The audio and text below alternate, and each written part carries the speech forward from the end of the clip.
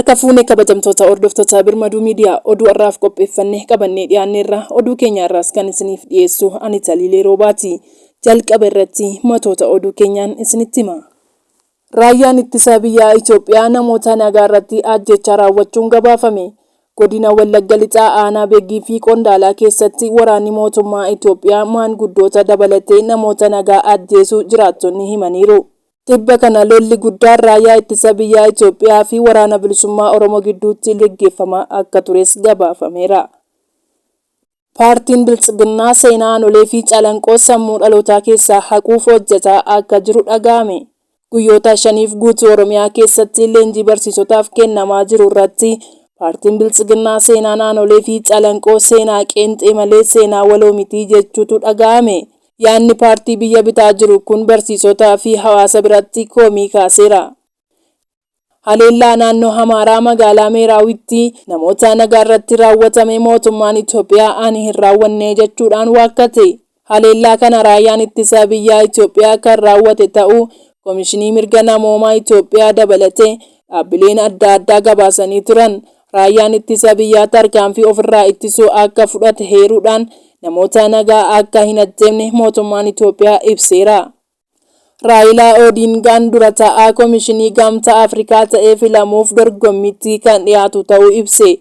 Yeroo 4 oliif pirezidaantii Keeniyaa ta'uuf dorgomee milkaa'uu kan dadhabe namni siyaasaa kun amma komishineeraa Komishinii Gamtaa Afrikaa ta'uuf duula filannoo geggeessuu akka eegale ibseera. Gamtaan Afrikaa mirga Filisxeemonni bilisummaa fi mootummaa walabaa hundeessuuf qaban sarbameera jedhe. Gamtichi lolli Hamaasii fi Israa'el gidduutti geggeeffamaa jiru akka dhaabbatu waamicha dhiyeessuudhaan mirgoonni bu'uuraa Filisxeemonni qaban beekamtii argachuu qabaa jedheera. Kunneen matoota oduu keenya har'aati. Haga xumuraatti akkan waliin turtan isin afeera.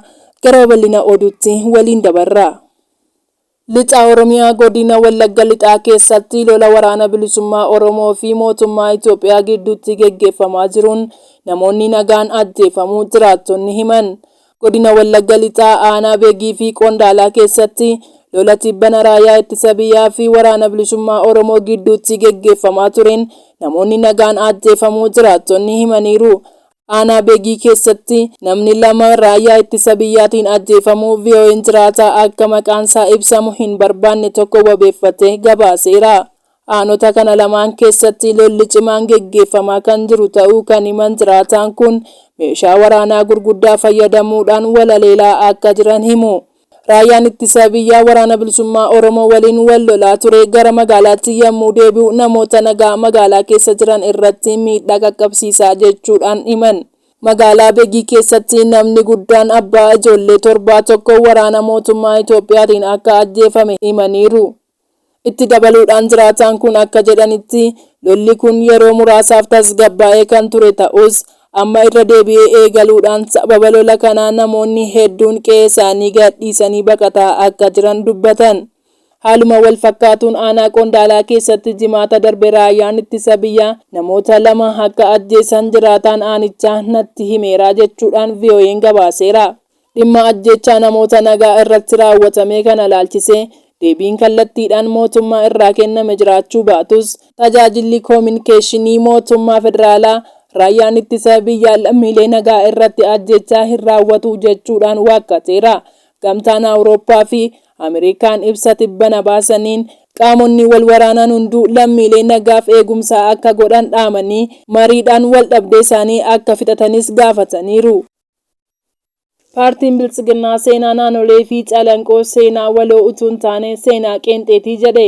Leenjii barsiisotaa guutuu Oromiyaatti kennamaa jiru irratti hoogganaan waajjira Biltsiginnaa Oromiyaa obbo Fiqaaduu Tasammaa aanolee fi calanqoo seenessa waloo osoo hin taane seenessa qeenxeetii jechuun isaa dhaga'ame.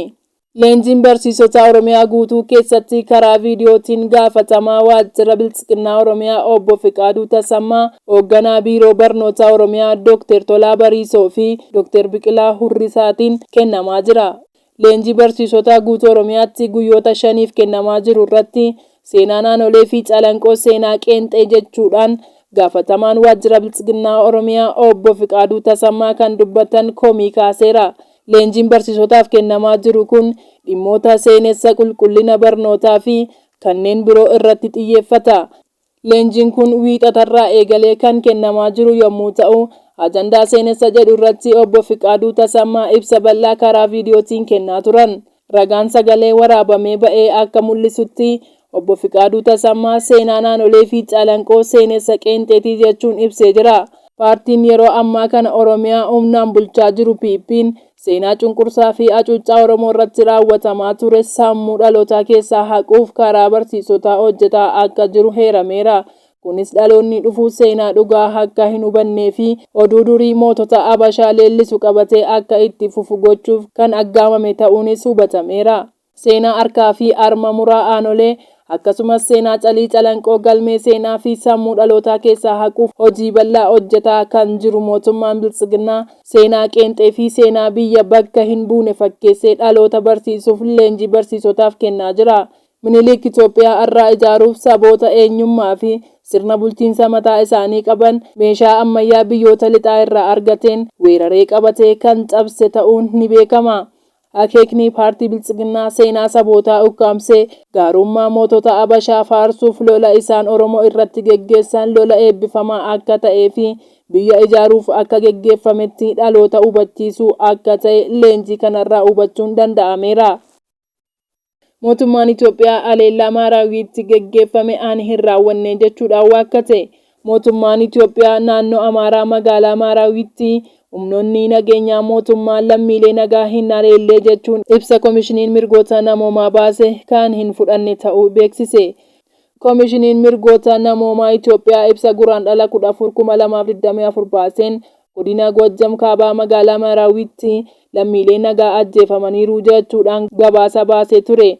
Ajjechaa kanas kan raawwate qaamota nageenya mootummaa akka ta'e koomishinichi ibsee ture.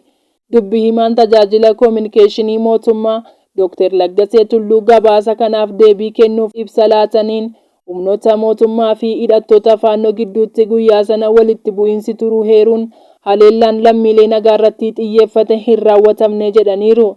Akka Dr. Laggaseen jedhanitti raayyaan ittisa biyyaa Itoophiyaa haleellaa faannoon irratti raawwachuuf ture ofirraa ittise malee namoota nagaa hin haleelle.